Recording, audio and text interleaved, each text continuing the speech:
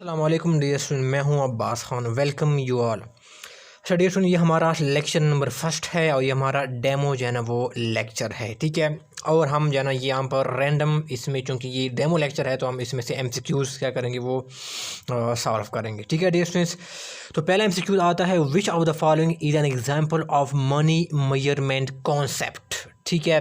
यहाँ पर लिखा हुआ है लॉस ऑफ इन्वेंट्री और S 12 lakh rupees, sale promotion policy, advertisement for vacancy या नन ऑफ दीज, ठीक है।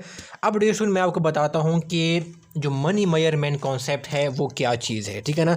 अब मैं आपको बता दूं कि अकाउंटिंग प्रिंसिपल्स है, ठीक है ना। कुछ क्या है, अकाउंटिंग प्रिंसिपल्स है, ठीक है ना। अकाउंटिंग प्रिंसिपल्स क्या होते हैं, वो कुछ रूल्स और रेगुलेशन होते हैं जिसको एक अकाउंटेंट ने मद्देनज़र रखते हुए जो भी वो अकाउंटिंग इंफॉर्मेशन रिकॉर्ड करती है तो वो उन रूल्स और रेगुलेशंस को जो है ना इसने कंसिडर करना होता है, ठीक है। उनको टेक इनटू अकाउंट करना होता है, ठीक है। ये आपके क्या होते हैं, ये आपके अकाउंटिंग प्रिंसिपल्स कहलाते हैं, ठीक है। अब डियर स्टूडेंट क्या होता है कि इसको दो हिस्सों में क्या होता है वो डिवाइड किया जाता है, ठीक है ना। कुछ कहलाते हैं कन्वेंशंस कहलाते हैं, ठीक है ना। अकाउंटिंग प्रिंसिपल को 2 ग्रुप्स में डिवाइड किया जाता है। कुछ कन्वेंशंस कहलाते हैं, ठीक है ना, और कुछ कहते हैं कॉन्सेप्ट्स क्या होते हैं वो कहलाते हैं, ठीक है ना। अब डियर स्टूडेंट ये कॉन्सेप्ट्स क्या होते हैं, ये बेसिकली एक कुछ एजम्पशन होती हैं, कुछ कंडीशन होती है, ठीक है ना, जिसके ऊपर आपकी जो अकाउंटिंग है वो बेस करती है, ठीक है। और आपके जो कन्वेंशन है ये क्या चीज़ है, ये कस्टम्स है, ट्रेडिशंस है, जो क्या करते हैं एक अकाउंटेंट को, जो अकाउंटिंग इन्फॉर्मेशन रिकॉर्ड जो करता है तो वो क्या करता है एक अकाउंटेंट को गाइड करता है, जब वो क्या करता है अकाउंटिंग इन्फॉर्मेशन को वो रिकॉर्ड करता है, ठीक है। तो बेसिकली ये क्या है, एक कस्टम्स या एक ट्रेडिशंस है, ठीक है ना। अब देखो इसमें आ जाती है मनी मेजरमेंट कॉन्सेप्ट आ जाता है, ठीक है ना, जो यहाँ पर एमसीक्यूज में डिस्कस किया गया है, ठीक है ना। मनी मेजरमेंट कॉन्सेप्ट आ जाता है, ठीक है। अब देखो ये मनी मेजरमेंट कॉन्सेप्ट कहता है कि सिर्फ उन ट्रांजैक्शन को जो है ना वो रिकॉर्ड करनी चाहिए जिनकी मॉनिटरी वैल्यू है, ठीक है ना, जिसको आप मनी में क्या कर सकते हैं, which can be measures in terms of money, ठीक है ना। उन ट्रांजैक्शन को जिसकी कोई वैल्यू है, मॉनिटरी वैल्यू है, उनको क्या करो बुक्स ऑफ अकाउंट में रिकॉर्ड करने चाहिए, ठीक है ना। ये बेसिकली जो है ना क्या होता है, ये कॉन्सेप्ट मनी मेजरमेंट कॉन्सेप्ट ये कहते हैं, ठीक है ना। इन टर्म्स ऑफ क्या जो मनी, वो ट्रांजैक्शन जिसको आप मनी में एक्सप्रेस करते हैं, फाइनेंशियल इनकी एक वैल्यू होती है, ठीक है ना, उनको क्या करते हैं, उनको बुक्स ऑफ अकाउंट में रिकॉर्ड करना चाहिए। ये बेसिकली ये मनी मेजरमेंट कॉन्सेप्ट कहते हैं, ठीक है डियर स्टूडेंट्स। अब एक कोई बिजनेस क्या है, वो इसने मिसाल के तौर पर क्या किया, उसने 10 एम्प्लॉयज़ क्या किया, उसने कोई हायर की है, ठीक है ना, 10 एम्प्लॉयज़ इसने हायर किया है, तो क्या होगा, ये बुक्स ऑफ अकाउंट में रिकॉर्ड किया जाएगा? नो, इसकी कोई जो ना वैल्यू, मॉनिटरी वैल्यू नहीं है, ये तो बस सिर्फ 10 नंबर ऑफ एम्प्लॉयज़, 10 एम्प्लॉयज़ है जो कंपनी ने हायर कर लिए, ठीक है। तो ये क्या होंगे, ये बुक्स ऑफ अकाउंट में रिकॉर्ड नहीं किए जाएंगे, ठीक है डियर स्टूडेंट्स। हाँ, अगर बिजनेस क्या करती हैं, इसने कोई ट्रांजैक्शन किया है, मिसाल के तौर पर क्या किया, इसने 5 लाख में कोई क्या किया, इसने मशीनरी क्या किया, इसने कोई परचेज़ किया है, ठीक है ना। इसने 5 लाख में कोई मशीनरी परचेज़ किया है बिजनेस ने, तो क्या होगा, ज़ाहिर इनकी एक मॉनेटरी वैल्यू है ना, तो वो क्या होगा, ये बुक्स ऑफ अकाउंट में ये जो ट्रांजैक्शन है ये क्या होगी, ये रिकॉर्ड की जाएगी, ठीक है। तो यही जो है ना मनी मेजरमेंट कॉन्सेप्ट कहता है, ठीक है। अब हम इसे उसकी तरफ जो है ना वो आ जाते हैं। ये क्या है, which of the following is an example of money measurement concept. ये क्या है, लॉस ऑफ इन्वेंट्री, ठीक है। ये क्या हुआ है, बिजनेस को जो है ना वो लॉस ऑफ इन्वेंट्री हुआ है कितने का, 12 लाख रुपीज़ का।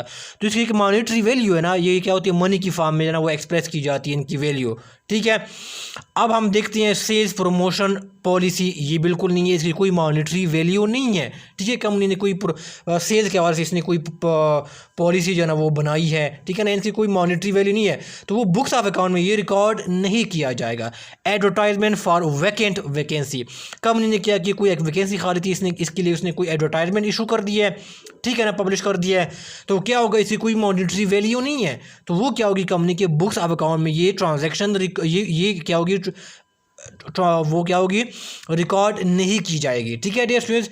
कि कौन सी रिकॉर्ड की जाएगी जिसकी कोई मॉनिटरी वैल्यू है, जिसको हम मनी की फॉर्म में एक्सप्रेस कर सकते हैं। ठीक है, तो इसमें से करेक्ट ऑप्शन कौन सा हुआ, ये वाला कि एडिशन क्या हुआ, ये हमारा करेक्ट ऑप्शन हुआ, जिसकी कोई क्या है मॉनिटरी वैल्यू है। ठीक है ना, और ये बिजनेस क्या करेगा, एज ए लास्ट के तौर पर क्या होगा, अपने बुक्स ऑफ अकाउंट में रिकॉर्ड करेगा। ठीक है, तो करेक्ट ऑप्शन क्या हुआ हमारे पास, option A is the correct answer. अच्छा डेट सुन, फिर नेक्स्ट एमसीक्यू है ऑडिट। ठीक है ना, ऑडिट इज व्हाट। यहाँ पर आगे आपके पास जो ऑप्शन गिवन है वो है कि reporting the financial information, preparation of financial information, examination of financial statements, all of the above. ठीक है डेट सुन, तो इसमें डेट सुन क्या होता है कि इसमें करेक्ट ऑप्शन क्या है कि ऑडिट क्या हो जाता है, यहाँ पर क्या है, ये एग्जामिनेशन ऑफ फाइनेंशियल स्टेटमेंट की एग्जामिनेशन होती है। ठीक है ना, तो एग्जामिनेशन डेट सुन क्यों की जाती है, ताकि उनको फाइन किया जा सके कि आपके जो फाइनेंशियल स्टेटमेंट है क्या वो true and fair view present कर रहे हैं कि नहीं कर रहे। ठीक है ना, ऑडिट क्या होता है, it is the examination of financial statement. कौन करता है, ये ऑडिटर करता है। ऑडिटर कौन होता है, वो पर्सन होता है जो कि ऑडिट को कंडक्ट करता है। ठीक है, तो वो एग्जामिनेशन ऑफ फाइनेंशियल स्टेटमेंट करते हैं, क्यों करते हैं, ताकि वो जान सके कि क्या financial statement true and fair view present कर रही है कि नहीं कर रही। अब ट्रू एंड फेयर वैल्यू से क्या मतलब है, इससे मतलब ये है कि क्या फाइनेंशियल स्टेटमेंट जो है ना वो फैक्ट्स के ऊपर क्या होते हैं वो बेस करते हैं। ठीक है ना, वो मटेरियल मिसस्टेटमेंट से क्या है वो पाक है या नहीं है, फ्री फ्रॉम मटेरियल मिसस्टेटमेंट्स। ठीक है ना, यानी एरर्स से वगैरह क्या है वो इसमें क्या है उसे पाक है कि नहीं है, क्लीन है कि नहीं है। ठीक है ना, क्या वो इंटरनेशनल अकाउंटिंग स्टैंडर्ड्स के मुताबिक क्या है फाइनेंशियल स्टेटमेंट प्रिपेयर किए हैं कि नहीं किए। ठीक है ना, तो उसमें क्या हो जाता है, ऑडिट में क्या हो जाता है, ये चीज़ देखी जाती है कि financial statement true and fair view present कर रहा है कि नहीं कर रहा है। यानी मतलब क्या है कि वो क्या financial statement international standard of auditing. ठीक है ना, ये मैंने वो लिख दिया है, इंटरनेशनल स्टैंडर्ड्स ऑफ ऑडिटिंग। ठीक है ना, ये ISA का आ जाता है। ठीक है ना, इंटरनेशनल स्टैंडर्ड्स ऑफ ऑडिटिंग। ठीक है, इसके मुताबिक फाइनेंशियल स्टेटमेंट बनाए गए हैं कि नहीं है। ठीक है ना, क्या वो मटेरियल मिसस्टेटमेंट से जो है ना वो पाक है, फ्री है कि नहीं है, क्या वो फैक्ट्स के ऊपर क्या करते हैं वो बेस करते हैं कि नहीं करते हैं। तो क्या हो जाता है कि ऑडिट में क्या हो जाती है, ये ट्रू एंड फेयर व्यू क्या हो जाती है, फाइनेंशियल स्टेटमेंट की एग्जामिनेशन की जाती है, उनकी चेक की जाती है। ठीक है डियर स्टूडेंट, तो इसमें से क्या हो जाता है, इसमें से करेक्ट ऑप्शन कौन सा है, एग्जामिनेशन ऑफ फाइनेंशियल स्टेटमेंट क्या हो जाती है, ऑडिट में की जाती है। क्यों की जाती है, ताकि ये क्या हो, ताकि वो मालूम कर सके क्या क्या financial statement true and fair view present कर रही है कि नहीं कर रही।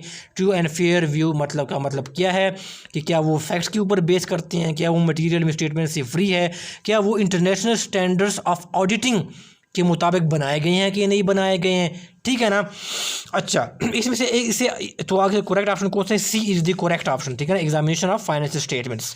अच्छा, इससे एक रिलेटेड और MCQ जुड़ा है, जो आपका ऑडिट है ये किस वर्ड से डराइव हुआ है।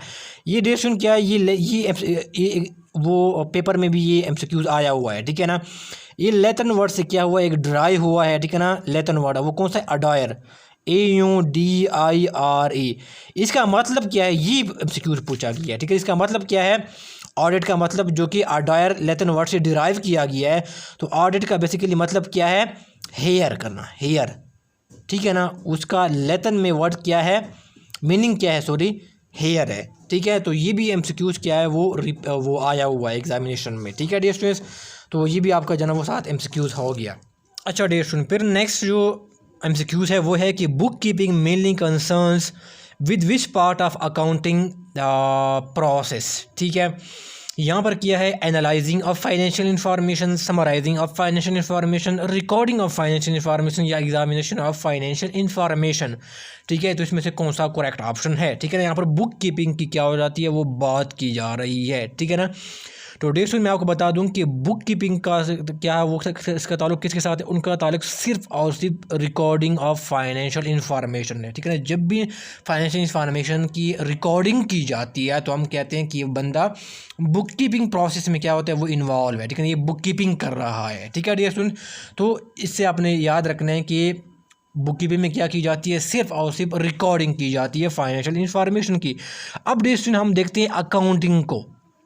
ठीक है ना। अब अकाउंटिंग में डेट्स क्या होती है, अकाउंटिंग में क्या होती है, वहाँ पर ना सिर्फ रिकॉर्डिंग की जाती है फाइनेंशियल इंफॉर्मेशन की, प्लस वहाँ पर इंफॉर्मेशन को क्या किया जाता है, उनको क्लासिफाई भी किया जाता है। ठीक है ना।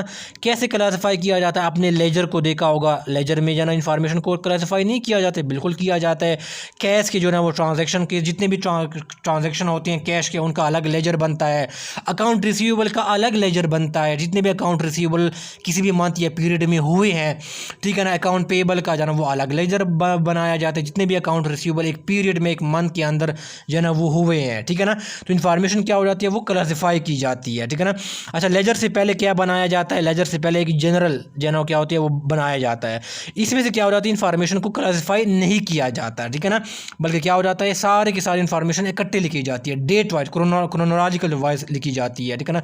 जिसमें अकाउंट रिसीवेबल भी लिखा जाता है, इसमें अकाउंट पेबल भी लिखा जाता है, कैश की ट्रांजेक्शन भी लिखी जाती है, सब कुछ जो ना वो क्या होता है उसमें से रिकॉर्ड की जाती है। ठीक है डियर स्टूडेंट्स। लेकिन जब आपका जो ना वो लेजर की बात करते हैं, वहाँ पर क्या हो जाती है, इन्फॉर्मेशन की अकाउंटिंग इन्फॉर्मेशन को क्या ना वो क्लासिफाई किया जाता है। ठीक है ना। कैश की ट्रांजैक्शन को अलग कैश लेजर बनता है, अकाउंट रिसीवेबल का अलग लेजर बनता है। ठीक है। तो क्लासिफिकेशन किस में की जाती है डियर स्टूडेंट्स, वो अकाउंटिंग में की जाती है। ठीक है ना। फिर जो ना क्या होती है, समराइजिंग करना, जो अकाउंटिंग इन्फॉर्मेशन है उनकी समराइजेशन भी की जाती है। फाइनेंशियल स्टेटमेंट बनाए जाते हैं, तो उसमें से जितने भी अकाउंटिंग इन्फॉर्मेशन है क्या वो समराइज फॉर्म में नहीं मिलते आपको, बिल्कुल मिलते हैं। इनकम स्टेटमेंट में क्या होता है, वो सारा समराइज फॉर्म में मिलता है। कैश फ्लो स्टेटमेंट में क्या होता है, सारा इन्फॉर्मेशन जो है ना वो समराइज फॉर्म में मिलता है। ठीक है ना।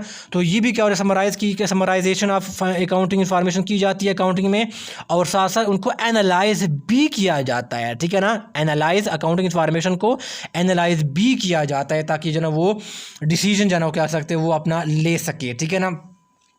तो डिस्ट्रीब्यूशन क्या हो जाता है, ये सारे क्या है, ये आपके अकाउंटिंग के फीचर है। इसमें सारे ये प्रोसेस क्या हो जाती है, परफॉर्म की जाती है। रिकॉर्डिंग करना फाइनेंशियल इन्फॉर्मेशन को, उनको क्लासिफाई करना, उनको समराइज करना, उनको एनालाइज करना, तो ये सारे क्या हो जाती है, एक्टिविटीज़ क्या हो जाती है, ये अकाउंटिंग में परफॉर्म की जाती है। जबकि जो रिकॉर्डिंग है ना, जो बुक कीपिंग है, ठीक है ना, बुक कीपिंग है, उसमें सिर्फ और सिर्फ इसका ताल्लुक किसके साथ है, उनका ताल्लुक क्या है, वो रिकॉर्डिंग के साथ है। ठीक है। जो बंदा बिजनेस क्या हो जाता है कि इन्फॉर्मेशन को रिकॉर्ड की जाती है, हम कहते हैं कि ये क्या होता है, ये बुक कीपर है या बुक कीपिंग प्रोसेस में इन्वॉल्व है। ठीक है जी सुन। तो इसमें आपने याद रखना है कि इसका करेक्ट ऑप्शन क्या हुआ कि book keeping is mainly concern with part of the accounting process, तो वो क्या है, वो रिकॉर्डिंग है। ठीक है dear students, of financial information. तो हमारा थर्ड ऑप्शन क्या है, वो करेक्ट ऑप्शन है। नेक्स्ट एमसीक्यूज है कि ऑन अकाउंट या on basis of which concept the accountant while valuing the asset does not take into account sale value of the asset. ठीक है। On the basis of which concept the accountant while valuing the asset does not take into account the sale value of the asset. अब ये concepts जो है ना मैंने बताए हैं कि जो अकाउंटिंग प्रिंसिपल को दो हिस्सों में डिवाइड किया गया, दो ग्रुप्स में डिवाइड किया है। कुछ कॉन्सेप्ट है, कुछ एजम्पशंस है, ठीक है ना, कन्वेंशंस है, सॉरी। तो वो इसमें पहले आ जाती है prudence concept, going concern concept, consistency concept और नन ऑफ द अबव। ठीक है ये सुन। अब ये सुन क्या होता है कि इसमें से जो करेक्ट ऑप्शन क्या है, वो B option is the correct option. क्यों है, मैं एक्सप्लेन करता हूँ। Going concern concept. अब ये सुन क्या होता है, गोइंग कंसर्न कॉन्सेप्ट क्या होता है, गोइंग कंसर्न कॉन्सेप्ट डे सुन क्या कहता है, ये कहता है कि क्या करो कि बिजनेस ये एज्यूम करता है। गोइंग कॉन्सेप्ट क्या होता है, ये एज्यूम करता है कि बिजनेस क्या होगा, वो एक इनडेफिनेट टाइम पीरियड के लिए क्या होगा, वो एक इनडेफिनेट टाइम पीरियड के लिए क्या होगा, बिजनेस क्या करेगा, वो ऑपरेट करेगा, और there is no intention to liquidate it. ठीक है ना। There is no intention to liquidate the business. ठीक है ना। लिक्विडेट द बिजनेस, लिक्विडेट का मतलब क्या है, जब आप बिजनेस को बंद कर लेते हैं, वाइंड अप कर लेते हैं, या उनके एसेट बेच लेते हैं, आप सेल आउट कर लेते हैं। ठीक है। वो आपका लिक्विडेशन का वो पूरा एक प्रोसेस होता है। ठीक है। तो यहाँ पर ये गोइंग कॉन्सेप्ट ये कहता है कि बिजनेस क्या होगा, वो एक फॉरसीवेबल फ्यूचर के लिए क्या होगा, वो ऑपरेट करेगा, वो एक इंडिफिनिट टाइम पीरियड के लिए क्या होगा, वो ऑपरेट करेगा। ठीक है ना। ये एजम्पशन है, ये एज्यूम करता है ये गोइंग कंसर्न कॉन्सेप्ट। और क्या होगा, there is no intention intention to liquidate the business, और बिजनेस को लिक्विडेट करने का, उनको सेल आउट करने का कोई भी क्या है वो इंटेंशन नहीं है, ठीक है। अच्छा डियर स्टूडेंट, इसी भी कॉन्सेप्ट की बेस पे डियर स्टूडेंट क्या होता है, चूंकि बिजनेस ने आगे फ्यूचर में चलना होता है, ठीक है, लिहाजा आपका जो बैलेंस शीट है ना, बैलेंस शीट, उसमें जो एसेट्स है वो किसके ऊपर रिकॉर्ड की जाती है, वो कॉस्ट के बेस पे ऊपर क्या हो जाती है, वो रिकॉर्ड की जाती है। कॉस्ट क्या होती है, या जिसको हम कहते हैं हिस्टोरिकल कॉस्ट। हिस्टोरिकल कॉस्ट को कौन सा होता है, जिसके ऊपर आप एसेट को एक्वायर करते हैं, आप ख़रीदते हैं, आप बाय करते हैं, उसके ऊपर क्या करते हैं, आप एसेट को लिखते हैं, ठीक है ना। और मार्केट क्या है, उस एसेट की कोई मार्केट वैल्यू भी तो होगी ना। मार्केट वैल्यू क्या होता है, जिसके ऊपर आप किसी चीज़ को सेल आउट करते हैं, वो आपका मार्केट वैल्यू होती है ना, या मार्केट प्राइस होती है, ठीक है। और इसलिए बैलेंस शीट में क्या हो जाती है, मार्केट प्राइस के ऊपर एसेट को रिकॉर्ड नहीं किया जाता। क्यों नहीं रिकॉर्ड किया जाता, क्योंकि गोइंग कॉन्सेप्ट प्रिंसिपल ये कहता है कि बिजनेस क्या होगा, वो इंडेफिनेट पीरियड के लिए वो चलता रहेगा, वो आगे भी क्या होगा, वो फ्यूचर में चलता रहेगा, ठीक है ना। हमने बिजनेस को तो बेचना तो नहीं है ना, तो हम फिर क्यों रिकॉर्ड करें मार्केट प्राइस के ऊपर। तो जाहिर है मार्केट प्राइस के ऊपर बिजनेस के क्या होता है, एसेट को रिकॉर्ड नहीं किया जाता है बैलेंस शीट में। किसके ऊपर रिकॉर्ड किया जाता है, हिस्टोरिकल कॉस्ट की बेस पे रिकॉर्ड किया जाता है। क्यों रिकॉर्ड किया जाता है, इसके ऊपर, इसके पीछे ये गोइंग कंसर्न का कॉन्सेप्ट है, ठीक है ना। क्योंकि बिजनेस ने जो एसेट्स है उनको आगे फ्यूचर में यूटिलाइज करना होता है, आगे जाना वो चलाना होता है, ठीक है ना। इसलिए एसेट को बैलेंस शीट में कॉस्ट के ऊपर हिस्टोरिकल कॉस्ट कहते हैं, ठीक है ना। हिस्टोरिकल कॉस्ट क्या होता है, जो जिस ऊपर आप एसेट को एक्वायर करते हैं, आपकी जो एक्वायरिंग कॉस्ट है, ठीक है, तो वो कॉस्ट के ऊपर, हिस्टोरिकल कॉस्ट के ऊपर बैलेंस शीट में एसेट को रिकॉर्ड किया जाता है, ना कि मार्केट प्राइस के ऊपर।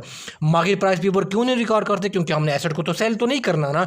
अगर हम सेल करते फिर हम जो मार्केट उस प्राइस के ऊपर रिकॉर्ड करते, लेकिन हमने एसेट को तो सेल तो नहीं करना, हो तो हमने चलाना होता है। इसलिए क्या होता है, हम कॉस्ट की बेस पे क्या होता है, वो बैलेंस शीट में एसेट को रिकॉर्ड करते हैं, ठीक है डियर स्टूडेंट्स। इसके पीछे रीज़न क्या है, वो गोइंग कंसर्न कॉन्सेप्ट क्या है, वो इसका रीज़न है, ठीक है ना। तो देखो, on account of which concept the accountant while valuing the asset does not take into account the sale value of the asset. ये इसका क्या मतलब क्या है, सेल वैल्यू या मार्केट वैल्यू, ठीक है ना। सेल वैल्यू या मार्केट वैल्यू उनको अकाउंट फॉर नहीं किया जाता है, बल्कि एसेट को जब भी लिखा जाता है, जब भी एसेट को वैल्यू की जाती है, बैलेंस शीट में लिखी जाती है, वो किसकी बेस पे लिखी जाती है, वो हिस्टोरिकल कॉस्ट की बेस पे, यानी जिस प्राइस के ऊपर आपने एसेट को परचेज किया था, एक्वायर किया था, उसके ऊपर क्या हो जाता है, बैलेंस शीट में रिकॉर्ड की जाती है, ना कि मार्केट के प्राइस के ऊपर, ठीक है। तो वो ये कौन सा कॉन्सेप्ट है, इसकी बेसिस कौन सा है, इसकी रीज़न क्या है, वो गोइंग कंसर्न कॉन्सेप्ट है, ठीक है डियर स्टूडेंट।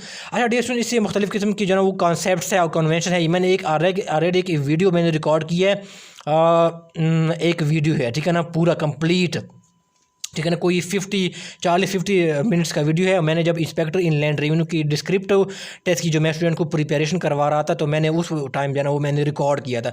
मैंने ये बहुत अच्छी तरीके से समझाए हैं, सारे जितने भी कॉन्सेप्ट्स हैं, चाहे वो गोइंग कंसर्न हो, सेपरेट एंटिटी कॉन्सेप्ट हो, मनी मैनेजमेंट कॉन्सेप्ट हो, ड्यूअल एस्पेक्ट कॉन्सेप्ट हो, मैचिंग कॉन्सेप्ट हो, रियलाइजेशन कॉन्सेप्ट हो, अकाउंटिंग पीरियड कॉन्सेप्ट हो, ये सारे कॉन्सेप्ट और जो कन्वेंशन है वो सारे के सारे क्या किए मैंने, एक वीडियो नहीं बल्कि 2 वीडियोज़ में, ठीक है ना, 2 वीडियोज़ में मैंने क्या किए उसको वो किए हैं, मैंने सारा रिकॉर्ड किया हुआ है, ठीक है ना। मैंने पूरे एग्जांपल के साथ समझाया है। तो मैं इसका लिंक क्या करूँगी इस वीडियो की डिस्क्रिप्शन में और कमेंट बॉक्स में मैं वो दे दूंगा। तो पहले वो आप जो है वो समझ लें, ताकि आपका कॉन्सेप्ट क्या हो जाते हैं वो बन जाए। इसी जो है इस कॉन्सेप्ट के बेस पे आप जाना इस तरह के MCQ जो है आप कर पाएंगे, ठीक है। सुन, तो वो वीडियो आप पहले ज़रूर जो है वो देख लेना, ठीक है। मैं उसका लिंक जो है वीडियो की डिस्क्रिप्शन और कमेंट बॉक्स में दे दूँगा, ठीक है ना। अच्छा, इससे और एक और MCQ बन सकता है कि अगर आपको अच्छा ऑन द बेसिस ऑफ कि किस बेस पे जाना आपका क्या होता है, आपका बैलेंस शीट में जो एसेट है वो रिकॉर्ड की जाती है। क्या उस ऑप्शन आपको दिए जाते हैं कि मार्केट वैल्यू के ऊपर रिकॉर्ड की जाती है, हिस्टोरिकल कॉस्ट के ऊपर जो है वो क्या होती है वो रिकॉर्ड की जाती है, कोई और आपको जो है वो ऑप्शन दे दिया जाता है, ठीक है ना। तो आपने क्या करना है, जो इसमें जो हिस्टोरिकल कॉस्ट है उसको आपने क्या करना है वो टिक करना है कि बैलेंस शीट में जो एसेट है वो क्या होती है, वो हिस्टोरिकल कॉस्ट के बेस पे क्या हो जाती है वो रिकॉर्ड की जाती है, ठीक है ना। और जो डिप्रेशिएशन चार्ट होता है वो भी इसी जना हिस्टोरिकल जो कॉस्ट है एक्वायरिंग जिसके ऊपर हमने एसेट को परचेज किया था, ठीक है ना, उसके ऊपर क्या हो जाती है, इस प्राइस के ऊपर आपने डिप्रेशन भी हम क्या करते हैं वो चार्ज करते हैं, ठीक है ना, इस हिस्टोरिकल कॉस्ट की बेस पे के ऊपर, ठीक है डियर स्टूडेंट। तो ये भी आपका जानो क्या हो गया वो MCQs हो गया साथ। फिर नेक्स्ट MCQ आ जाता है कि विच of the following is a temporary account, ठीक है, पहला है कैश अकाउंट, ठीक है ना, ये साथ अकाउंट भी लिख दे, कैश अकाउंट, अकाउंट रिसीवेबल, ठीक है ना, अकाउंट या रिसीवेबल अकाउंट, कैपिटल अकाउंट या सेल्स और रेवेन्यू, ठीक है ना, ये एक ही साइनोनिमस यूज़ की जाती है, एक ही बात है, ठीक है, सेल्स या रेवेन्यू अकाउंट, ठीक है डियर स्टूडेंट्स। तो इसमें से करेक्ट ऑप्शन क्या है, वो डी ऑप्शन है, सेल्स, ठीक है। अब इसमें मैं आपको बता दूं कि जितनी भी इनकम स्टेटमेंट के जो लाइन आइटम्स है, ठीक है ना, जितने भी इनकम स्टेटमेंट की जो आइटम्स है, इसके कौन से आइटम्स हैं, मेनली वो है रेवेन्यूज़, ठीक है ना, और दूसरे कौन से हैं, वो एक्सपेंसेस है, ठीक है ना, ये मेनली दो आइटम्स जो है ना वो क्या है, वो इनकम स्टेटमेंट में आते हैं, ठीक है जनरली।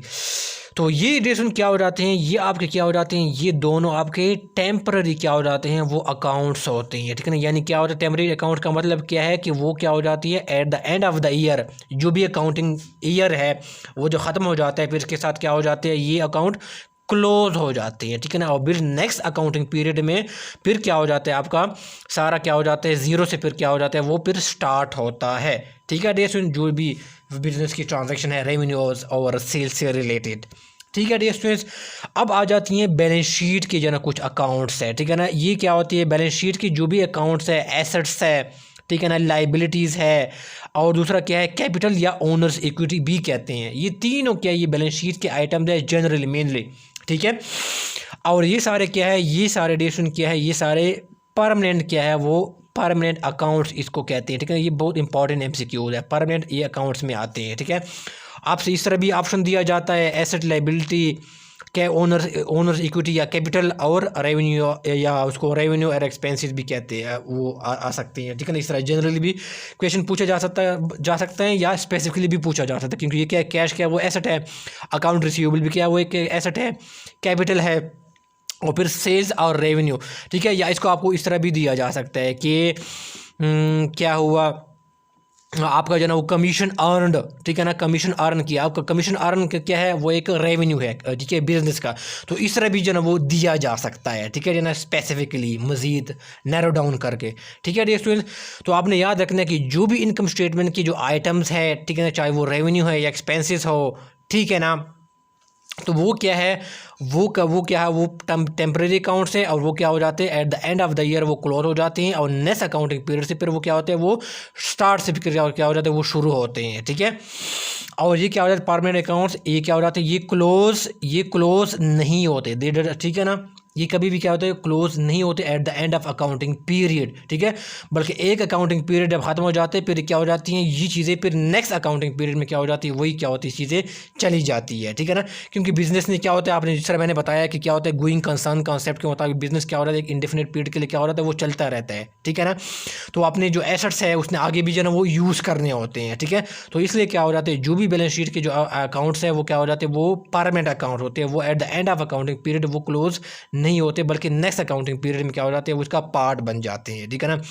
इस तरह इन्वेंट्री आपने देखा होगा, एक पिछले साल का इन्वेंट्री क्या हो जाता है, नेक्स्ट ईयर का क्या होता है, वो बिगिनिंग जो है ना वो इन्वेंट्री बन जाता है, ठीक है ना। पिछले ईयर का एंडिंग इन्वेंट्री क्या है, इन्वेंट्री क्या है, एक एसेट है बिजनेस का, तो वो क्या हो जाती है, जो पिछले साल का एंडिंग इन्वेंट्री होता है वो नेक्स्ट ईयर का क्या होता है, वो बिगिनिंग इन्वेंट्री बन जाता है, ठीक है ना। क्योंकि ये क्या है, ये क्या एक परमानेंट अकाउंट है, ये क्लोज नहीं होते, बल्कि नेक्स्ट अकाउंटिंग पीरियड में क्या हो जाते हैं, वो ट्रांसफर हो जाते हैं।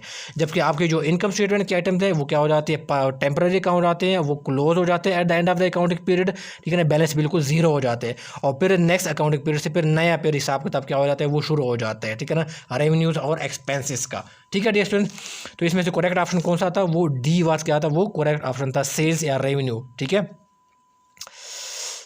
ठीक है ना। अच्छा, यहाँ पर क्या हो रहा है, वो यहाँ पर भी वो इस तरह भी दिया जा सकता है, यहाँ पर तो सेल्स रेवेन्यू दिया ना, यहाँ पर वो वहाँ पर भी दिया जा सकता है कि रेंट पेड, ठीक है ना। तो रेंट का पेड करना क्या है, ये बेसिकली क्या है, बिजनेस का एक एक्सपेंस है, और ये कौन सा अकाउंट है, ये क्या है, बेसिकली ये एक टेम्पररी अकाउंट है, ठीक है। तो इस तरह भी दिया जा सकता है। रेवेन्यू क्या है, कमीशन अर्न हो गया, ठीक है ना। तो ये इस तरह मैंने बताया, कमीशन अर्न किया, ठीक है ना। तो वो बिज़नेस के लिए क्या है, वो एक रेवेन्यू है, और वो क्या होगा, टेम्पररी अकाउंट होगा, ठीक है ना। At the end of the accounting period वो क्या होगा, इसका बैलेंस जीरो हो जाता है, ठीक है ना। इस तरह भी दिया जा सकता है, ठीक है। डियर से क्यूज आ जाता है कि scope of audit is determine by, ठीक है ना। स्कोप ऑफ ऑडिट को कौन डिटर्मन करता है, ठीक है ना। पहले हम जान लेते हैं ये स्कोप ऑफ ऑडिट को, हम थोड़ा वो कर लेते हैं, ठीक है ना।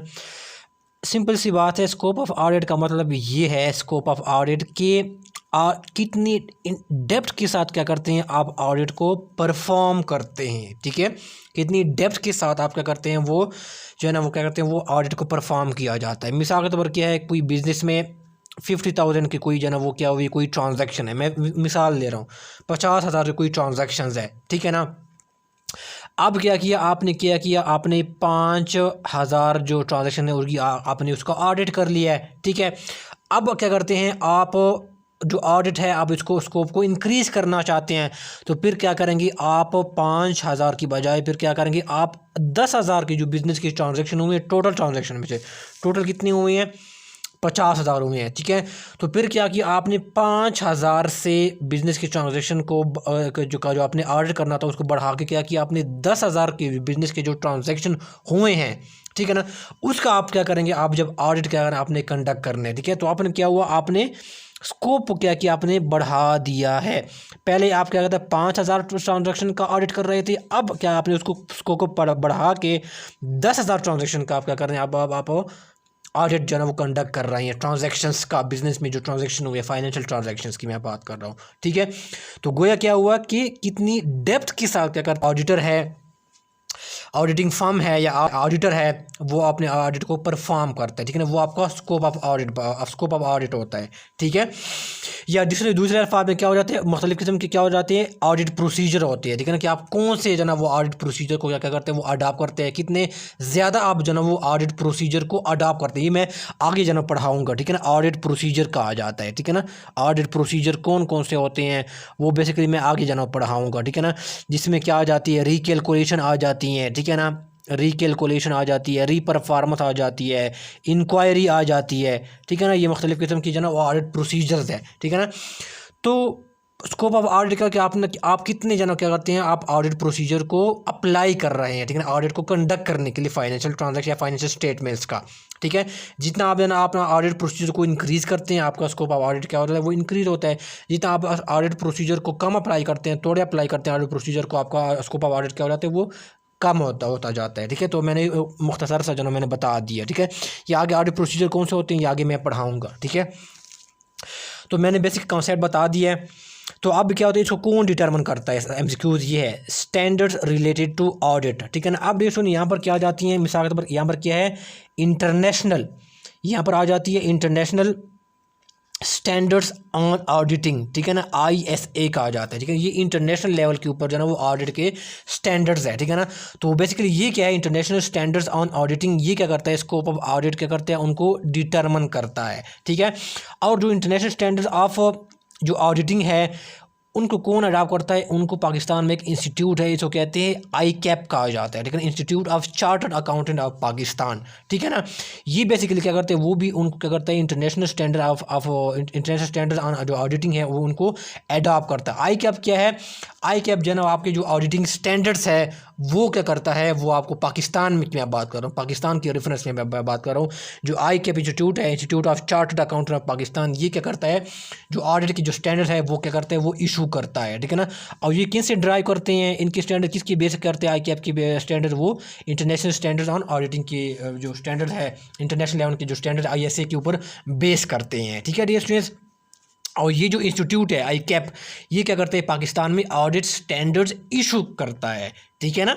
ये इंस्टीट्यूट जो है ICAP institute of chartered accountant of Pakistan, ठीक है। तो आपका क्या हो जाता है इंटरनेशनल स्टैंडर्ड्स ऑफ जो ऑडिटिंग है वो क्या करता है आपका स्कोप ऑफ ऑडिट क्या करता है वो डिटरमिन करता है, ठीक है ना। फिर आ जाती है कॉन्स्टिट्यूएंट लॉज आ जाती है, ठीक है ना, जैसे क्या हो गया पाकिस्तान में कंपनीज जो एक्ट है, ठीक है ना, कंपनीज एक्ट 2017, इससे पहले कौन सा था वो 1984 था, अब इसको ख़त्म कर दिया है, ठीक है, इसका नाम चेंज करके, ठीक है ना, इसका नाम चेंज करके अब इसमें कुछ अमेंडमेंट करके, ठीक है ना, अब क्या होगा वो अमेंडमेंट करके कंपनी एक्ट 2017 बन गई है, ठीक है। तो वो क्या करता है ये जो कंपनी एक्ट 2017 क्या है वो आपकी जो ऑडिटिंग स्टैंडर्ड्स है वो क्या करता है वो आपका स्कोप ऑफ ऑडिट जो स्कोप ऑफ ऑडिट है वो क्या करता है ये आपका जो अकाउंटिंग स्टैंडर्ड जो कंपनी एक्ट 2017 है वो इसको डिटरमिन करता है, ठीक है।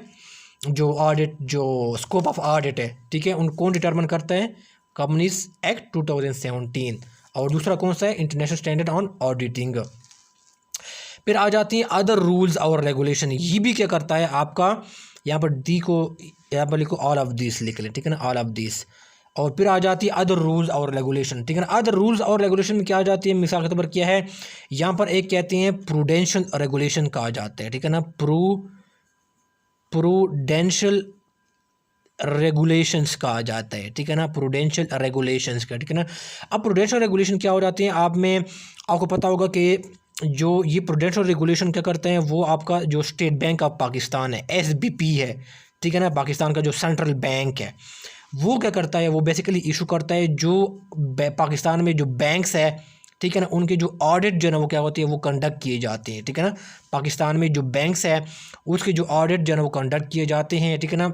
उसके लिए SBP क्या हो जाती है, sorry state bank of Pakistan SBP वो क्या करते हैं, प्रूडेंशियल रेगुलेशन क्या करता है, वो क्या करता है, वो जारी करता है। और जो प्रूडेंशियल रेगुलेशंस है वो क्या करता है, वो आपका स्कोप ऑफ ऑडिट को क्या करता है, वो डिटरमिन करता है, किसकी सूरत में, जो बैंक जो ना वो बैंक्स के जो ऑडिट की जाती हैं, ठीक है डियर स्टूडेंट्स। तो ये तीनों चीज़ों को आपने क्या करना है, वो जहन में रखना है कि तीनों चीज़ें क्या है, वो स्कोप ऑफ ऑडिट को डिटरमिन क्या होता है, वो किए करते हैं, ठीक है।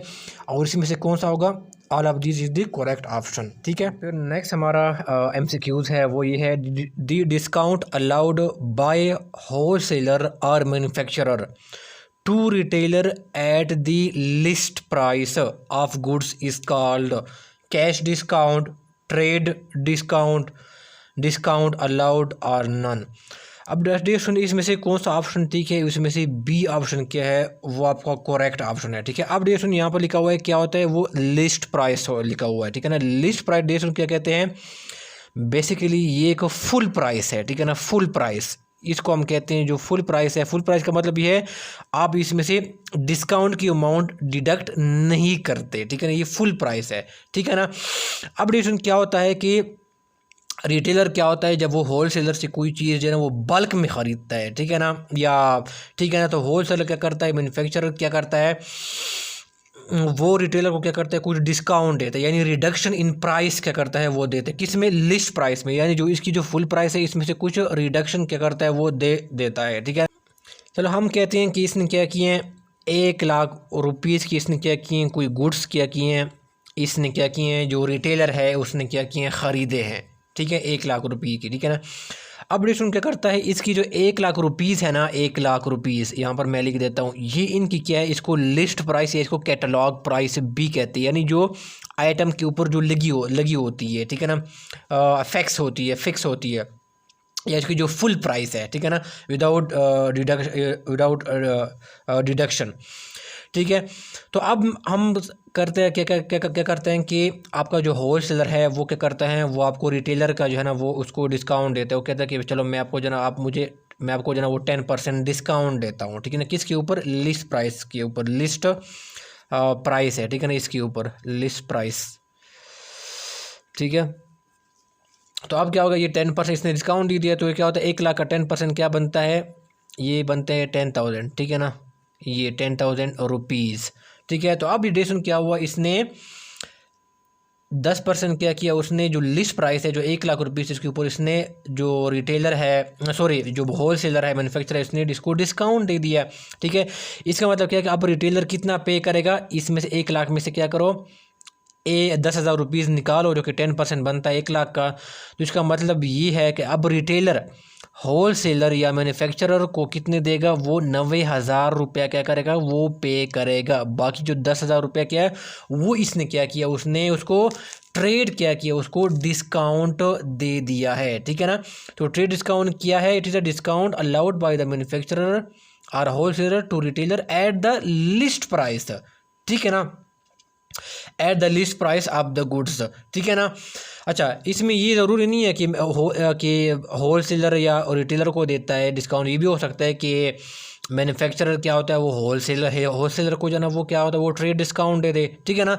मतलब कहने का मतलब ये है कि वो क्या होता है, रिडक्शन इन प्राइस जो है ना, लिस्ट प्राइस में जो रिडक्शन होती है उसको हम क्या कहते हैं, वो हमारा क्या होता है, उसको ट्रेड डिस्काउंट क्या होता है, वो कहलाता है, ठीक है ना। अब ये यहाँ पर जो 10% इसने दे दिया ना डिस्काउंट, ट्रेड डिस्काउंट, जो कि क्या बनता है, 1,00,000 का 10,000 रुपया बनते हैं, उसको हम क्या कहेंगे, ये हमारा क्या है, ये हमारा ट्रेड डिस्काउंट है, जो कि रिडक्शन क्या है, that shows reduction in list price या कैटलॉग प्राइस, ठीक है। अब डिस्ट्रीब्यूशन क्या होगा, बुक्स ऑफ अकाउंट में बोथ जो बायर है, ठीक है ना, बायर कौन है आपका जो ना वो रिटेलर है इस केस में जो मैंने डिस्कस किया है, और सेलर कौन है यहाँ पर जो ना हम कहते हैं कि होल सेलर है या मैन्युफैक्चरर है, ठीक है। तो अच्छा वो अपने बुक्स ऑफ अकाउंट में क्या होगा, बुक्स ऑफ अकाउंट में ये अमाउंट क्या करेगा, उसको रिकॉर्ड करेगा, ठीक है। ये देखो 1 लाख रुपये रिकॉर्ड नहीं करेगा, नो, वो क्या करेगा, वो 90,000 रुपया क्या करेगा, वो रिकॉर्ड करेगा, दोनों बायर और सेलर। और जो ट्रेड डिस्काउंट होते हैं वो रिकॉर्ड नहीं किया जाता, ठीक है ना। ये दोनों की बुक्स ऑफ अकाउंट्स में, चाहे वो सेलर हो या बायर हो, इसके बुक्स ऑफ अकाउंट में रिकॉर्ड नहीं किया जाता है, ठीक है ना।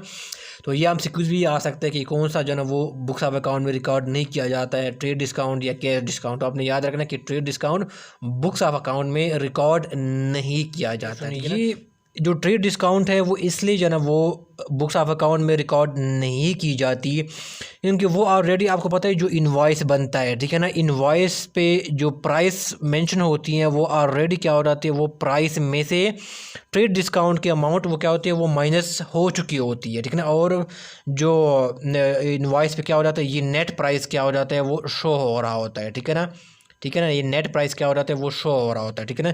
यानी क्या है, जो कैटलॉग प्राइस है इनवॉइस पे की मैं बात कर रहा हूँ, इनवॉइस पे जो फुल प्राइस है उसमें से ट्रेड डिस्काउंट माइनस हो चुकी होती हैं, ठीक है ना। और ये क्या होता है, नेट प्राइस फिर क्या होता है, ये शो होता है, और फिर क्या होता है, ये बुक्स ऑफ अकाउंट में दोनों बायर और सेलर उनको रिकॉर्ड करते हैं, ठीक है ना। ये प्राइस 90,000 रुपये। और जो ट्रेड डिस्काउंट है वो क्या होता है, वो रिकॉर्ड नहीं की जाती क्योंकि वो इनवॉइस पर प्राइस में से ऑलरेडी डिडक्ट हो चुकी होती है। तो इसको यहाँ सिक्योर्स के लिहाज से आपने क्या करना है, वो याद रखना है, ठीक है ना, कि ट्रेड डिस्काउंट क्या है, जब आप क्या रिडक्शन इन प्राइस है, ठीक है ना, या reduction in the list price of the goods, ठीक है ना। तो जो अमाउंट है उसको हम क्या कहते हैं, उसको हम ट्रेड डिस्काउंट कहा जाता है। अच्छा, फिर नेक्स्ट आ जाती हैं आप कैश डिस्काउंट क्या होता है। देखो, the deduction or allowance given by creditor wholesaler to debtor if amount due is paid by the debtor before due date, ठीक है डियर स्टूडेंट्स। अब डियर स्टूडेंट क्या हो जाता है, मिसाल के तौर पर क्या है, मैं ऐसे एग्जांपल देता हूँ, मिस्टर एक्स है, ठीक है ना, ये क्या है, कोई कस्टमर है, ठीक है ना। यहाँ पर क्या आ जाती है, हमेशा क्रेडिट बेस पे इसने क्या किए, कोई चीज़ ख़रीदी है, ठीक है ना, उधार पे, ऑन अकाउंट पे, ठीक है ना। ये क्या किया, किस वाई से क्या किया इसने, जो है ना वो क्या किया, वो ख़रीदी है, ठीक है ना। तो उस सूरत में क्या होगा, ये एक्स हमारा पे क्या हो, जो कि कस्टमर है, ये हमारे पास डेटर हो जाएगा। डेटर वो बंदा होता है जिन्होंने कोई उधार पे चीज़ ख़रीदी होती है और जिन्होंने फ्यूचर में पेमेंट करनी होती है, ठीक है, वो हमारा क्या होता है, वो डेटर कहलाता है। और इस सूरत में क्या होगा, वाई क्या होगा, जिन्होंने उधार पे कोई चीज़ बेची है, वो हमारे पास क्या होगा, वो हमारे पास क्रेडिटर कहलाएगा। क्रेडिटर कौन होता है, जिन्होंने उधार पे कोई चीज़ बेची होती है, वो हमारा क्रेडिटर कहलाता है, ठीक है। तो डिस्ट्रीब्यूशन क्या होता है, अब मिसाल के तौर पर अब हम यही एग्जांपल चला लेते हैं, ठीक है ना, कि डेटर जो है ना हमारा जो एक्स है, जो कि कस्टमर है, उसने क्या किया है, उसने 1 लाख रुपीज़ की कोई चीज़ उधार पे क्या किए हैं, जो एक्स है बंदा, उससे क्या किए हैं, वो ख़रीदी है कि, ठीक है, हमारा जो कस्टमर एक्स है उसने उधार पे क्या किया, ऑन क्रेडिट पे कोई चीज़ क्या की है, कोई प्रोडक्ट्स या गुड्स जो है ना इसने ख़रीदी है, ठीक है ना, एक्स पर्सन से, ठीक है। अब ये वाई पर्सन उसे, जो कि क्रेडिटर है, वो उसे कहता है कि आप इस तरह करो कि अगर आपने क्या किया 15 डेज़ के अंदर, जिसको हम कहते हैं डिस्काउंट पीरियड कहा जाता है, तो टेक्निकली इसको कहा जाता है डिस्काउंट पीरियड, इसको क्या कहते हैं, उसको कहा जाता है, ठीक है ना। अब वाई बंदा उसे कहते हैं कि अगर आपने 15 डेज़ के अंदर मुझे 1 लाख रुपये पे कर दिए, ठीक है ना, तो मैं क्या करूँगा, मैं आपको क्या कर दूंगा, मैं आपको 2% क्या करूँगा, मैं आपको डिस्काउंट दूंगा, ठीक है ना। मैं क्या करूँगा, 2% क्या करूँगा, मैं आपको डिस्काउंट दूंगा, ठीक है। देखो यहाँ पर वर्ड याद रखो, ठीक है, यहाँ पर देखो, if the amount due is paid by the debtor, if the amount due जो रहती है is paid by the debtor before due date, ठीक है। अब डिस्ट्रीब्यूशन क्या होता है, अगर डेटर जो हमारा एक्स बंदा है, अगर इसने 15 डेज़ के अंदर क्या किया, वो अपना वाई को अमाउंट पे करता है, तो वाई क्या करेगा, उसको 2% क्या करेगा, वो डिस्काउंट क्या करेगा, वो देगा, ठीक है ना, within due date 15 days है, ठीक है ना, इसके अंदर पे करता है, ठीक है। अब हम सपोज करते हैं कि क्या किया, जो हमारा डेटर है उसने क्या किया, विद इन 15 डेज़ के अंदर उसने पेमेंट कर दी है, ठीक है ना। तो अब क्या होगा, वो अब 2% जो उसने डिस्काउंट जो जिसको हम कहते हैं कैश डिस्काउंट कहते हैं, वो क्या करा, वो उसको अवेल करेगा, ठीक है ना। तो अब मतलब क्या होगा, अब क्या होता है, 1 लाख का 2% क्या हो जाता है, 2,000 होता है, ठीक है ना। तो अब ये डेसन क्या हो रहा है, ये 2,000 क्या होता है, ये हमारा क्या हो जाता है, ये इसने वाई ने क्या किया, उसको कैश डिस्काउंट क्या किया, उसको दे दिया है, ठीक है ना। डिस्काउंट क्यों कैश डिस्काउंट दे दिया, क्योंकि डेटर ने डिस्काउंट पीरियड 15 डेज के अंदर अंदर क्या किया, उसने 1 लाख रुपया किए उनको पे कर दिए, ठीक है ना, जो इसका क्रेडिटर था। तो इसलिए इसका जो क्रेडिटर था वाई था, उसने क्या किया, 2% क्या किया, उसने उसको कैश डिस्काउंट क्या किया, उसने दे दिया है, ठीक है ना, कैश डिस्काउंट दे दिया। तो कैश डिस्काउंट क्या होता है, 2% क्या होता है, 1 लाख का कितना होता है, 2,000 रुपीज़ बनते हैं, ठीक है ना। तो हमारे पास क्या हो गया, कैश डिस्काउंट कितने का आ गया, 2,000 रुपीज़ का आ गया। लेकिन अब ये जो अमाउंट है, ये 2,000, ये क्या करेगा, बुक्स ऑफ अकाउंट में क्या करेगा, सेलर के बुक्स ऑफ अकाउंट में, और जो बायर है बुक्स ऑफ अकाउंट उसमें रिकॉर्ड किया जाएगा, ठीक है ना। डेटर्स है, ठीक है ना, उनको क्या मिल गया, रिडक्शन मिल गई है, ठीक है ना। उसने उधार पे जो कोई चीज़ ख़रीदी थी, ठीक है ना, उधार पे जो कोई चीज़ ख़रीदी थी उसने उसको जो ड्यू डेट में पे किया, जिसकी वजह से उसको जो है ना वो रिडक्शन मिल गई, ठीक है ना। तो ये उसको अपने बुक्स ऑफ अकाउंट में उसको क्या रिकॉर्ड करेगा, वो इसको डिस्काउंट क्या करेगा, उसको डिस्काउंट रिसीव्ड क्या करेगा, उसको रिकॉर्ड करेगा। इसके लिए क्या क्या एक रेवेन्यू है, ठीक है ना, क्योंकि उसने 1 लाख रुपया की पे करने की बजाय अब क्या करेगा, वो कितने पे करेगा, वो 98,000 क्या करेगा, उसको अपना जो क्रेडिटर है वाई है उसको पे करेगा, और 2,000 क्या आएगा, उसने उसको क्रेडिटर ने उसको डिस्काउंट दी है, ठीक है ना। तो टोटल अमाउंट कितना पे करेगा, 98,000 क्या करेगा, वो पे करेगा, ठीक है ना। तो वो जो 2,000 रुपये है कैश डिस्काउंट है, ये अपने डेटर बुक्स ऑफ अकाउंट में लिखेगा, वो क्या करेगा, उसको डिस्काउंट रिसीव्ड लिखेगा, ठीक है। इनके पैसे बच गए, इनके लिए क्या है, एक रेवेन्यू है, इनके लिए क्या है, एक रेवेन्यू है, ठीक है ना। जबकि आपका जो सेलर है, ये कौन है, क्रेडिटर कौन था, सेलर था, जिन्होंने उधार पे कोई चीज़ जो है ना वो जो एक्स को बेची थी, ठीक है। वो अपने बुक्स ऑफ अकाउंट में क्या करेगा, इसको डिस्काउंट क्या करेगा, उसको डिस्काउंट अलाउड क्या करेगा, वो उसको एज ए लिखेगा, ठीक है। और ये उनके लिए क्या है, एक एक्सपेंस है, इसके लिए ना एक किस्म का क्या है, एक खर्चा है, ठीक है। तो मतलब क्या क्या क्या होगा, आपका जो कैश डिस्काउंट है, ये दोनों बायर के बुक्स ऑफ अकाउंट में और सेलर की बुक्स ऑफ अकाउंट में क्या हो जाती है, वो रिकॉर्ड की जाती है। जबकि ट्रेड डिस्काउंट क्या था, वो बुक्स ऑफ अकाउंट में ना तो बायर के ना सेलर के बुक्स ऑफ अकाउंट में रिकॉर्ड नहीं की जाती है, ठीक है डियर स्टूडेंट्स। तो ये बेसिकली यहाँ पर कॉन्सेप्ट है, ठीक है ना। अगर अमाउंट ऑफ ड्यू डे में जो है ना वो डेटर पे करता है, ठीक है ना, तो वो क्या कहलाता है, वो आपका ड्यू डेट आपने याद रखनी है, ठीक है ना, ड्यू डेट में पे किया जाता है, ठीक है ना, पे करता है, ठीक है। तो उनको इनकरेज करने के लिए। अच्छा, अब आप कहेंगे कि इसमें डिफरेंस क्या है, देखो यहाँ पर क्या था, ट्रेड डिस्काउंट इसलिए दिया था क्योंकि इसने बल्क में ज़्यादा क्वांटिटी में कोई चीज़ खरीदी थी, तब क्या किया था, उसको क्या था, ट्रेड डिस्काउंट क्या होता है, वो मिल गया था, ठीक है ना। रिडक्शन इन प्राइस क्या होती है, वो मिल गई थी, जो 10% थी, ठीक है। किस लिए मिल गया, क्योंकि इसने बल्क में जो ना लार्ज क्वांटिटी में क्या कहते हैं वो चीज़ खरीदी थी, ठीक है ना, रिटेलर ने, होलसेलर से या मैन्युफैक्चरर से, ठीक है ना। लेकिन उस केस में क्या था, जो कैश डिस्काउंट के केस में क्या था, उनका पर्पस डिफरेंट है, ठीक है ना। यहाँ पर क्या था, वो क्या था, बल्क में कोई चीज़ खरीदी थी, तब उसने क्या किया था, ट्रेड डिस्काउंट दिया था। और यहाँ पर क्या था, कैश डिस्काउंट इसलिए मिला था ताकि उनको इनकरेज किया जा सके कि वो अर्लियर क्या करे, वो पेमेंट करे, ठीक है ना। यानी आपका जो क्रेडिटर था, होलसेलर था, वो क्या कर रहा था, वो डेटर को इनकरेज कर रहा था, ठीक है ना, कि वो क्या करे, वो जल्द से जल्द क्या करे, वो पेमेंट करे। तब इसने क्या किया था, यहाँ पर इसने उसको कैश डिस्काउंट दिया था, ठीक है ना। तो यहाँ पर पर्पस क्या हो जाता है, उसमें डिफरेंस है, ठीक है ना। अगर आपसे इंटरव्यू में कोई सवाल पूछे इन दोनों में डिफरेंस क्या है, तो आपने इसको बेसिकली ये बतानी है, जो मैंने कॉन्सेप्ट बता दिया, और फिर आपने ये बता दिया इनका पर्पस क्या है, वो डिफरेंट है। ये इसका पर्पस क्या था, इनका पर्पस ये था कि इसने लार्ज क्वान्टिटी में कोई चीज़ खरीदी थी, तब इसने क्या किया था, रिडक्शन इन प्राइस दिया था। लेकिन यहाँ पर क्या था, क्रेडिटर ने अपने डेटर्स को इनकरेज करने के लिए कि वो अर्लियर पेमेंट करे, जल्दी पेमेंट करे, तब ये क्या किया था, उसने क्या किया था, उसको क्या कहता है, एक जो है ना वो क्या कहते हैं, वो डिडक्शन क्या कहते हैं, उसने इसको अलाउंस क्या किया था, वो दिया था, ठीक है डियर स्टूडेंट्स। अब ये किस सूरत में अराइज होता है, ये जब आप कोई चीज़ क्रेडिट पे, उधार पे कोई चीज़ खरीदते हैं, तब क्या होता है आपका कैश जो कैश डिस्काउंट है वो क्या हो जाता है, वो एग्जिस्टेंस में आता है, ठीक है ना, या वो क्रिएट होता है, ठीक है डियर स्टूडेंट्स। तो ये दोनों डिफरेंसेस में क्या किया मैंने आपको जो है ना वो क्या किया वो समझा दी कि इन दोनों में डिफरेंसेस भी क्या है, ठीक है ना।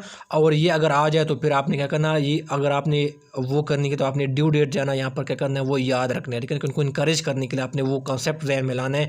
तो फिर क्या होगा, आपने इसके ऊपर टिक करना है कि क्या है, कैश डिस्काउंट की बात की जा रही है, ठीक है। और डिस्काउंट अलाउड क्या होता है वो भी मैंने आपको जो है वो समझा दिया, डिस्काउंट रिसीव्ड क्या होता है वो भी मैंने आपको बता दिया साथ साथ, ठीक है डियर स्टूडेंट्स। वीडियो काफ़ी लंबी होगी, इसको हम यहाँ पर स्टॉप कर लेते हैं, ठीक है ना। और उसका जो डेमो लेक्चर नंबर 2 है, ठीक है ना, वो जैसे मैं वीडियो रिकॉर्ड कर लूँ लेक्चर नंबर 2 डेमो लेक्चर, उसका लिंक मैं इस वीडियो की डिस्क्रिप्शन और कमेंट बॉक्स में जो है वो मैं डाल दूंगा, तो फिर आप जो है वो देख सकते हैं, ठीक है। इसके अलावा अगर आप इस कोर्स में इंटरेस्टेड है, ठीक है ना, तो आपको यहाँ पर नंबर शो हो रहा है व्हाट्सएप नंबर, वहाँ पर आप कॉन्टैक्ट जो है वो कर सकते हैं और डिटेल्स जो है वो जान सकते हैं, ठीक है। उसमें हम क्या क्या चीज़ें डिस्कस करेंगे वो थोड़ा जो है वो जान लीजिएगा। यहाँ पर फाइनेंशियल अकाउंटिंग हम पढ़ेंगे, कॉस्ट अकाउंटिंग हम पढ़ेंगे, फाइनेंशियल मैनेजमेंट हम पढ़ेंगे, introduction to business I to B हम पढ़ेंगे, बिजनेस टैक्सेशन हम पढ़ेंगे, ऑडिटिंग हम जो है ना वो पढ़ेंगे, ठीक है ना। फिर जो इकोनॉमी से रिलेटेड इंपॉर्टेंट चीज़ें हैं वो हम जो है ना वो डिस्कस करेंगे, स्टैट्स वगैरह हो गया, ठीक है ना, वो हम डिस्कस करेंगे। बजट से रिलेटेड हम कुछ चीज़ें जो है ना वो इंपॉर्टेंट चीज़ें हम जो है ना वो इस कोर्स में क्या करेंगे वो कवर करेंगे, ठीक है। तो एक कंप्रहेंसिव जो है ना एक पैकेज है, ठीक है डियर स्टूडेंट्स। अगर कोर्स में इंटरेस्टेड है तो आप जो है इसमें डिटेल जो है ना वो जान सकते हैं। वीडियो अच्छी लगी तो इसको लाइक ज़रूर कीजिएगा, चैनल को सब्सक्राइब नहीं किया तो सब्सक्राइब ज़रूर कीजिएगा और बेल आइकन को हिट कीजिएगा ताकि मैं जो भी नई वीडियो डालूँ इसकी नोटिफिकेशन जो है ना वो आपको जो है ना वो आया करे, ठीक है ना। आप मुझे फेसबुक पेज पे भी जो है ना वो ज्वाइन कर सकते हैं, इसका लिंक जो है ना वो कमेंट बॉक्स और वीडियो के डिस्क्रिप्शन में जो है ना वो मौजूद होगा, ठीक है। डियर स्टूडेंट दुआ में याद रखिएगा। अल्लाह हाफिज़।